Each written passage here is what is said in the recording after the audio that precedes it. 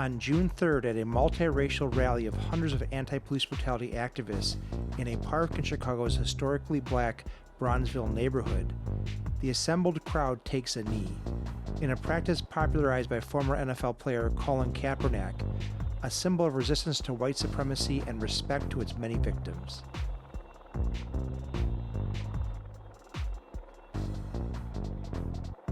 My name is Kobe. I'm with the Chicago Alliance Against Racist and Political Repression.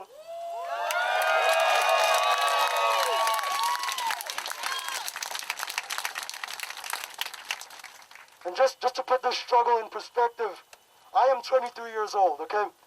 This organization has existed for 46 years. So twice as long as I have been alive, this organization has been fighting for justice, has been fighting for freedom, has been fighting for communities to have power so that we can end this police occupation of our neighborhoods. Hell yeah! Now what we're fighting for is community control of the police. We're not looking for oversight, we're not looking to be able to make suggestions, we're looking for control. We're looking for the power to get these cops off of our necks. My name is Mary Thompson, and I stand for justice, peace, and the good Lord. And the good Lord will bring us through all of this. This is a day that makes a lot of sense, and it's going to go in history. That they have to know that they can't keep killing black people and getting away with it. This was murder, straight out murder. You just have to keep going and keep going. Whenever you have the time, just keep going to all of these protesting events, and good things happen. We're seeing it right now, so just keep it up. My name is Kwita Buddha Inswari. I came out here to march. I've been marching pretty much all week now. I think it is ridiculous how much money is being funneled to the police. We're going through this COVID crisis right now, and you can look at all of these pictures of the hospitals and the nurses and doctors that are wearing garbage bags. And then we have this military-grade policing happening right now, and especially in the black and brown communities, and I think it's absolutely disgusting. So I just came out here to show my support, and I think that's all we can really do at this point, you know, just keep moving forward and see what else can happen at this point, because I know they just raised the charges for the police officer that killed Floyd, and the other officers got charged now, so progress is definitely happening, and we just have to keep up that momentum now. My name is Nisha. All I have to say is we have to stop this. We have to do something about it. Mainly, we need to defund policing. We need to abolish police stations. All these crimes that's going on, what these cops are committing, they're letting it happen. They're being silent about it. People say they're good cops. If you're silent about it, you are not a good cop. If you sit there and let this happen and you do these things and you stand out and you attack us and you beat us, there have been many protests that I've been through to the past few days that we were absolutely peaceful until SWAT started coming in with guns that had rubber bullets in it, shooting at random people, pulling random people out of cars, pushing them, attacking them, dragging them places, beating on them. If this is what you call justice, if this is what you call peace, and if this is the America that you are okay with, you should seriously rethink what you value. How y'all doing? Like Kobe said, my name is Jasmine. I'm co-chair of the Chicago Alliance. Thank you all so much for being out here today. I've been kind of running around in the crowd, in the cars, on foot, and I feel like the energy here and the passion here is so unreal. I just want to speak to, first of all, unity and solidarity, right? Because I've been on the streets like many of y'all for a week, and the black pain that I have felt and that I have seen makes me sick to my stomach, and it absolutely fills me with rage. The fact that black folks still to this day are fighting for their democratic freedom in a country that has never loved them makes me sick.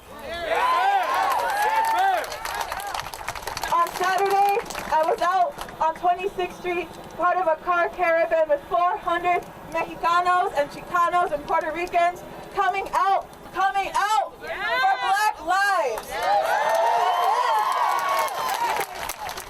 But after that Saturday caravan, I heard reports of Latinx people targeting black folks in the neighborhood, targeting and threatening to shoot them on sight. For all of the ways that we talk about our own liberation, for us to turn our backs on our black brothers and sisters is unacceptable. So I ask you, what are you doing to challenge anti-blackness in your community? What conversations are you having with your family, with your friends? That is what solidarity is about. It's about showing up. It's about having those hard conversations. It's about getting people mobilized to take action. There are too many people being gunned down by the police for us to convince ourselves that somehow supporting the police will make us any safer. Because let me tell you, Latinos, we've been tortured by the police as well. We've been shot by the police as well. This is our struggle, and that's why it's critical for us to be in this fight, in solidarity, and as people who have experienced it ourselves. We've been talking a lot about CPAC. Do y'all know what CPAC is? All right, great, I'm gonna tell you. So, CPAC stands for an All-Elected Civilian Police Accountability Council. That CPAC would give the community control of the police. And we're not talking about a reform, we're not talking about body cameras. We're talking about this council having the power to determine the CPD budget, to determine how CPD operates, to write their code of conduct and their rule book, to have hiring and firing powers over officers. Because let me tell you something. Jason Van Dyke had 24 complaints against him when he lynched Laquan McDonald. Yeah. Had something like CPAC been implemented, when Van Dyke was on the police force, Laquan McDonald might still be here today. We work with a mother named Armanda Shackelford, whose son Gerald Reed is in prison for a crime he didn't commit. He's been in prison for almost 30 years. Armanda always says, had something like CPAC been implemented when my son was free, he might be home with me today. And this is what we are talking about. We have people, everybody is out here today saying this ends today. Yeah. And if you're serious about ending police violence and police impunity, then you need to step up and get with us. Yeah. CPAC is currently a piece of legislation in City Council. We have 19 aldermen that support it, and we need 26. We need a little more. We need more for us to pass CPAC. My name is William Cook. We're coming live from the end of the rally for the police discrimination that has been displayed for so many years. Now, a civilian police review board is good, but you have to get the right civilians in there that's going to make the right choices at the right time. A lot of things that's been going on have been going on and going to keep on going on until we continue to voice our opinion like we doing today.